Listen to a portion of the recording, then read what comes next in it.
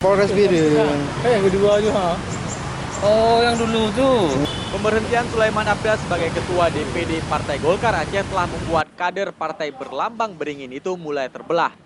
Apalagi setelah Abu Rizal Bakri menunjuk Yusuf Ishak sebagai penggantinya. Pasca pemecatan itu, Ketua DPD Partai Golkar Aceh Sulaiman Abda memilih tidak berkomentar. Meski masih aktif berkantor, namun Sulaiman Abda enggan menanggapi keputusan pemberhentian itu. Wakil Sekretaris DPD Partai Golkar Aceh Hendra Budian mengatakan pemecatan Sulaiman Abda dari jabatan ketua oleh Dewan Pimpinan Pusat Partai Golkar kubu Abu Rizal Bakri sama sekali tidak memiliki dasar hukum. Hendra menyebutkan dukungan yang diberikan terhadap kepengurusan Agung Laksono sebagai bukti bahwa Golkar Aceh taat pada asas hukum dan legalitas.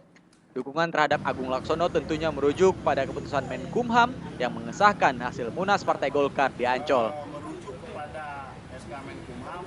Kalau kita lihat rujuk dari dasar hukumnya, sebenarnya itu tidak perlu terjadi, ya, pecat memecat sampai atau copot mencopot, berhenti memberhentikan ke tingkat provinsi maupun kabupaten kota itu tidak perlu terjadi, karena di tingkat pusat juga masih terjadi polemik yang belum selesaikan. Sungkan memerintahkan saya. Saat ini DPD Golkar Aceh terus melakukan konsolidasi agar kader Golkar di Aceh tetap solid. Hendra mengklaim saat ini seluruh kader Golkar di tingkat kecamatan maupun kabupaten di Aceh masih mengakui Sulaiman Abda sebagai Ketua DPD Golkar Aceh. Dari Banda Aceh, Hendra Saputra melaporkan untuk Aceh Video.